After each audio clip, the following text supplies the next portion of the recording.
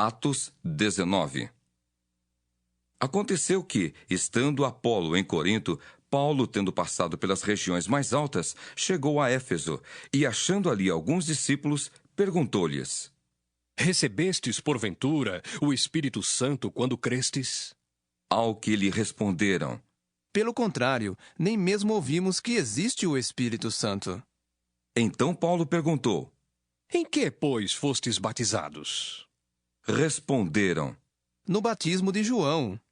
Disse-lhes Paulo: João realizou batismo de arrependimento, dizendo ao povo que cresce naquele que vinha depois dele, a saber, em Jesus.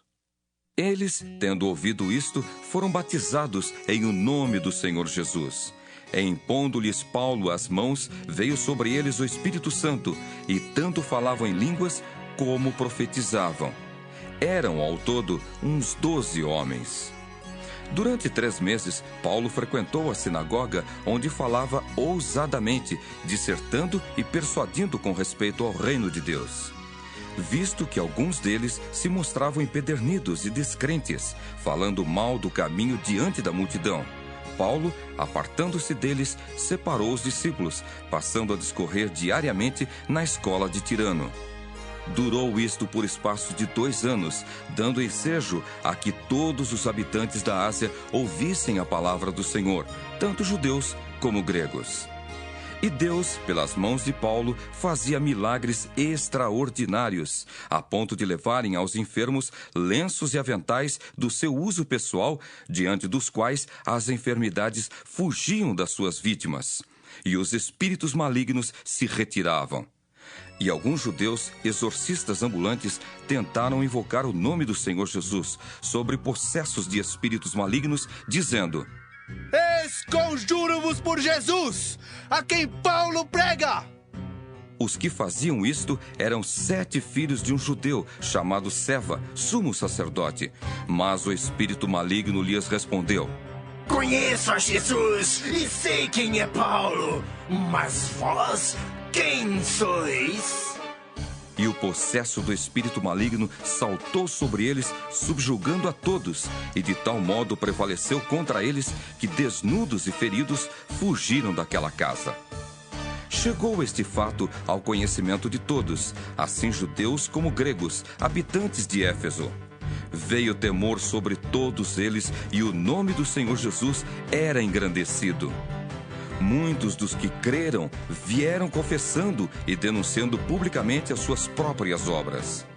Também muitos dos que haviam praticado artes mágicas, reunindo os seus livros, os queimaram diante de todos.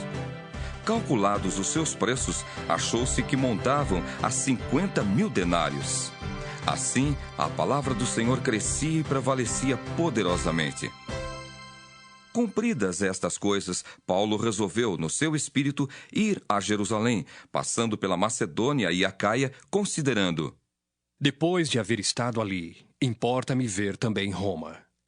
Tendo enviado à Macedônia 2 daqueles que lhe ministravam, Timóteo e Erasto, permaneceu algum tempo na Ásia. Por esse tempo, houve grande alvoroço acerca do caminho. Pois um ourives, chamado Demétrio, que fazia de prata nichos de Diana e que dava muito lucro aos artífices, convocando-os juntamente com outros da mesma profissão, disse-lhes: Senhores, sabeis que deste ofício vem a nossa prosperidade, e estáis vendo e ouvindo que não só em Éfeso, mas em quase toda a Ásia, este Paulo tem persuadido e desencaminhado muita gente, afirmando não serem deuses os que são feitos por mãos humanas.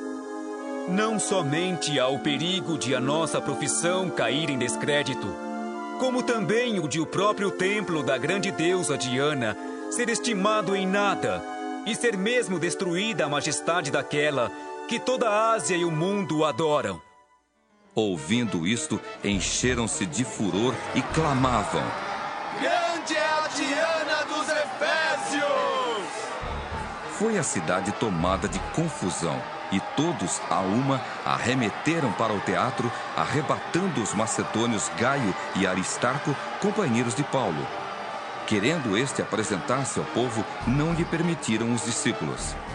Também as iarcas, que eram amigos de Paulo, mandaram rogar-lhe que não se arriscasse indo ao teatro. Uns, pois, gritavam de uma forma, outros de outra, porque a assembleia caíra em confusão. E na sua maior parte nem sabiam por que motivo estavam reunidos. Então tiraram Alexandre dentre a multidão, impelindo-o os judeus para a frente. Este, acenando com a mão, queria falar ao povo.